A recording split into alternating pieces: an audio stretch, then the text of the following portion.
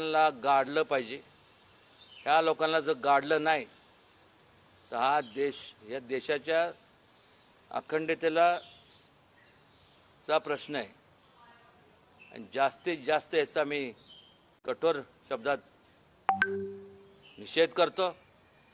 खरं तर मला जर विचारलं तर असं वाटतं त्याला गोळ्या घालून मारलं पाहिजे. त्यालाच नाही तर असे जे लोक असतील ना त्या सगळ्यांना, कोणी पण बेताल वक्तव्य करायचं, ज्या व्यक्तींनी संपूर्ण आयुष्य स्वतःचं या देशासाठी, संरक्षणासाठी, परकीय आक्रमणाला सामोरे जात असताना स्वतःची जीवाची पर्वा न करता संपूर्ण जे ते पुढं गेले, अशा लोकांबद्दल असं वक्तव्य जर होत असेल तर याला दुसरं काही पर्याय नाही.